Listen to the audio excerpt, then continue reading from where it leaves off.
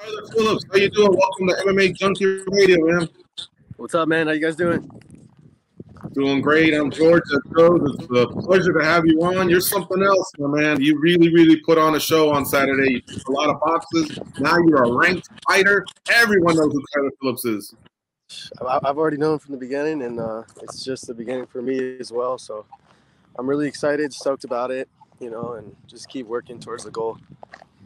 There's a big difference when you're just on the prelims and you start to make your way to these bigger fights, and you getting past Song Yadong was a true test. You showed you're a ranked fighter and you can compete with the best, and now we can start forecasting what's next and get excited about other top cats in the bantamweight division as well. Have you been feeling that the last few days as well? You're now, you won't be talked about as a newcomer or young up and comer. Now you're approaching contender status.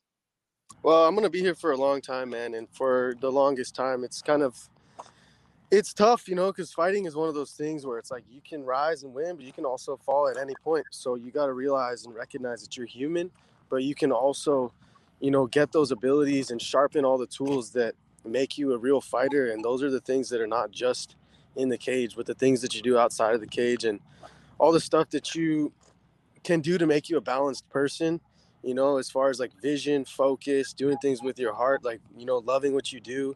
And, developing the skill set that you have to make you get to that level and just see that it's the truth, So it gets to that point when you see this is the truth. I am the champ. I can be the greatest. Like, these are things that you look at from an honest perspective. And, like, I'm just excited for it to come, The most dangerous fighters are the ones that can have a good grasp on life and start acting as a professional at a young age. And you're doing that, man. I'm very impressed with not only what you did in the cage, but then when you were talking during your post-fight press conference, one thing I noted was something that fighters who were 30, 35, 40 still don't get. And that's a good grasp of what are the judges looking at. And you were saying my ability to score points in different ways keeps me in the game. Whereas while I'm looking for the finish, I'm also scoring points, and I'm not going to give up those rounds, and I'm not going to get sent home like via split decision or anything. You're taking control of the fight and the outcome, and I really liked hearing that. Yeah, man. It's all in our hands too, and like I feel like you got to work on, your strengths, and you also have to develop your weaknesses. And I feel like if you want to be a developed fighter, you got to take the time, take the time to wrestle, take the time to practice jiu-jitsu, take the time to become a boxer, take the time to learn your kicks. And most importantly, just take the time to know what's important and to know why you're doing what you do, not just what you do. It's not about being a fighter. It's why do you do this? Like whatever platform, whatever you're going to do, like, are you really in it just for yourself, or like, do you really want to do something with your life? And I feel like I can do something big with this. And, we're all human, but it's like, there's a lot of opportunities and there's so much stuff you can do. And like, why not? Just telling myself, why not every day? Why not try to do the best? Why not give myself to this completely? And then also, why not take the time to take a rest and do what you got to do mentally? You can't just go hard all the time. You got to focus on recovery and do the right things and be systematic on how you're going to rise to the top. And so you can, just do it right. Damn, the Matrix might be more impressive mentally than physically. And that's saying a lot because you were putting on a show on Saturday. Let me ask you real quick, where are you at? Looks like you're taking a nice little hike. Yeah, so I'm right here, but I'm going to go shoot my bow right now. I have a target in the back of my car, and I just have a Matthews bow. So this range right here, it's free. You can literally just shoot, just put my thing there and shoot, and it kind of helps with my focus. So things like this and like playing the piano and like reading, dancing, doing things like that, they kind of help take my mind off but still sharpen my skills. And so I'm just learning the arts, learning whatever it's got to be. And I think having that learning mindset, that open brain is important, but also, more importantly is your heart. And I feel like for the longest time coming up, I was just, so much here, and you want to like do everything, and you have so much energy to kind of fight and stuff like that, and you want to like win everything, but it is not enough mentality. And I feel like it's important. This battle right here is just as important, because for the longest time I felt like, man, all my heart, I love this, and you're doing everything, and you can mean well, but you're just scattered all over the place. And I don't know if it's my ADD or something, but I think everybody has ADD. But like, yeah, you can be having meaning so much and doing all these things, but you're not actually getting anything done. So lately I've been more focused on like focusing on one thing at a time, you know, cutting out the distractions and putting the priorities over the distractions. And I feel like that has helped a lot in my last camp, and it shows. Give me an example of what's a distraction that has like those trivial things, the things that you don't consider bad, but they're not good. They're kind of just distractions. And those things, they add up and they spend your time. And we realize that time is your greatest gift here. So like, you know, if I'm spending a lot of time just, you know, screwing off or just hanging out, and it's not something bad, but like sitting there watching TV and just chilling or just talking and doing things that are not things that don't have purpose. So it's not like just whatever you do, it has to have a specific purpose behind it. And if you do that, you're going to see the result, and you're actually playing that game of the Matrix in life. You're taking the red pill. You're the one planning out what's going to happen next, instead of just being a victim and kind of letting your boss telling you what to do, letting whatever life happens, the circumstances. So like, I'm like, screw circumstances. The character growth is what's more important. So whatever, you know, that battle, whatever happens on the other side is the opportunity for me to grow in character. And that stronger character you have, the better or more capacity you're going to have to win in bigger battles. Hey, by any chance, would you consider being my psychologist? Man, I'm really feeling a lot of the things you're saying. I think I need some help. It's all love, bro. It's all love, man. But it's something that has to be practiced, and it has to be a habit, you know, because I could easily, like, this brain is like, you can just kind of do whatever you want with it, but you can't, like, you got to practice. You got to, whatever you do, read, go do your stuff, go practice talking to yourself, you know, not just having people tell you what to do. Because for the longest time, I'm like, man, oh, you got people that's telling you, oh, you're going to be great, you're going to do this, you're going to do that, you know, and they praise you. And then on the opposite end, you're going to have people telling you, oh, you're not going to be good enough, or that the voice in your head that you're, look what you've done, you can't do it, look at your past, like you can't, you know. And both are wrong. It's like, you got to know yourself right here and just get centered and aligned. And I feel like when you get aligned, it's like, all right, I can do this, and it's the truth. And when you see it from the truth and you start becoming a man of your word, you start making these little goals for the day, and then you check them off yourself. That's the focuses I was talking about. And after you do those, you're becoming a man of word to yourself. And then you're like, oh, damn, this is easy. And then you start doing it more. So then that cycle just gets stronger and stronger. And then when it's time to fight, you're like, I'm born for this. When I step in the cage, this is my cage. This is where I belong. But I'm not convincing myself that. It's just the truth. You know what I mean? Love it. Got it. Yeah. I could go off, man. I go off all the time, bro. If you're going to be George's psychologist, then you're going to have to grant my wish. Next time I go buy a cell phone, bro. You got to be your own psychologist, man.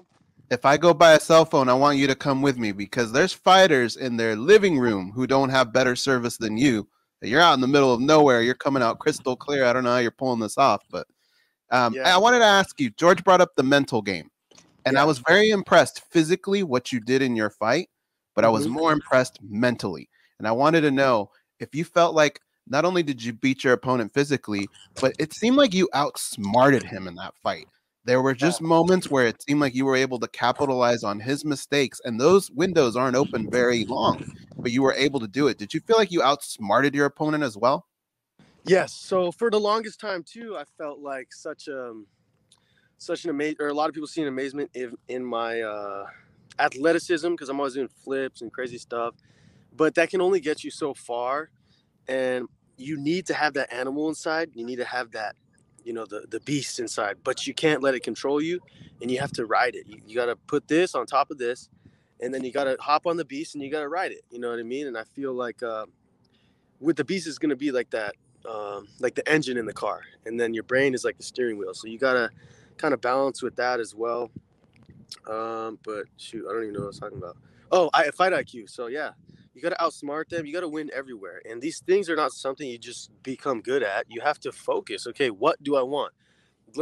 you're learning to ask yourself the right questions every day. I'm like, okay, what do I want from today? What specific things do I want to do? And like, how do I want to do it? Okay, how am I going to get that done? So doing that every day is important. You know, you got your ranking, you got what you wanted. And when I looked at those rankings, it's so odd because in mixed martial arts, you can take somebody that's ranked 20th, especially in your division, and match them up against a champion. You would go, man, that guy's got a good shot. It's that stacked. It doesn't work that way in the NFL or the NBA. So that being said, what is your path right now? I know a lot of fans and media want to push you as quickly as possible. Are you wanting to take your time, or do you want to take some of these bigger fights right away? Yeah, a little bit of both. So again, opportunity, you got to take it and pull the trigger when you got to go. But you have to be smart because this is a stock division. And, you know, I mean, I'm confident in myself to beat anybody in the division right now, so I don't really care. But, you know, with my management and stuff, I'm going to make the right choices to make sure that I capture gold, make sure that I get to the top.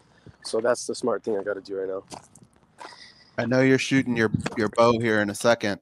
That target, has it got a UFC face on it in your imagination? Is there a face on that target? No. I mean, I guess, yeah. It's just good to be, what do I want to say, precise. I think that's something that's really important as us too, is like knowing what you want, knowing exactly what you want, and then getting it done. You know, that's what the bow, the metaphor of the bow is. So, I think the face on that target is like a Cruz or a Dillashaw. You don't want to. No, I'm not like that, but yeah, man. I mean, I guess you can. Shoot. Hey, did you or your family or friends benefit from you being a plus 150 underdog? That was a nice cash. Yeah, bro. A bunch of people cashed out on me. I was like, damn. My mom, I don't know, she made a bunch. My dad, my little brother. Nice. Two of my little Cameron's 14. And he's like betting on me. I'm like, dude, what are you doing betting that young, bro? And then like, Oh man. Yeah, a bunch of my family, like, and friends and stuff. But yeah, I was a big underdog, so that is pretty dope. That is funny. And I'm sure, just to clarify for everybody, the 14-year-old probably had an adult. Yeah. He started off with the mom, the dad, and the brother. I love it. That's awesome, man. That's family unison, right? Family faith, family belief. So very, very cool. I'm not into betting because I just don't really like to I don't like to just put my money out there on things that I can't control, you know. But you can't really bet on yourself, so. Actually, you can. You just can't get. Yeah, you can't bet against yourself, obviously, but you can bet on yourself. Except the UFC highly discourages it, but it's not an illegal act. Yeah, I'll probably not do that. So the easy thing is to just give it to a buddy and let them do it. You know, there's cameras everywhere. So. Yeah. Did Dana White's promo kind of fire you up? I mean, he was really looking forward to you and Song's fight. He was saying a potential fight of the night and everything. It got me pumped up. I imagine you hearing from the big boss. In my opinion, yes, I think that was fight of the night because the level, it looked like a Street Fighter fight. You know, it looked like a video game. It was back and forth and it was fast, high-paced fight. And I feel like the high-paced fights are definitely, you know, usually going towards the side of fight of the night. Homeboy's got a melon on his neck because that head kick, I thought he was done. Yeah, I should have dropped it down a little bit on his collarbone. He kind of like it skipped off his head. And I've knocked people out with that same kick, you know, and like cold. And so he took that thing and I felt honored. I was like, all right, this guy's in it for a war and he's coming forward. And I'm like, okay, we're in for a fight. And that moment in the fight, I was like, I got fired up because I was like, let's go, let's do this. And then there was a couple times he drew me in and he was trying to he was like, come on. And then he wanted me to bang with him. And I was like, I went in there. I was like, I'll bang with you, but it's going to be my way where I hit you and I don't get hit, you know? Yeah, I love it. Shit, like you can get cracked and then all of a sudden, boom, you're out. And that's it. And then you got to wait another couple months. So you got to do it right. Kyler, we'll let you go so you can get to your bow. Just want to say, hey, man, outstanding fight all the way around. Pre-fight, the fight itself, post-fight, you've conducted yourself like a true professional prize fighter, man. Keep it up. We see big days ahead for you, and we can't wait for the next one. Yeah, thanks, man. Hit me up too. I'll give you the prices for the psychologist. You got it, my man. All right. Talk to you soon.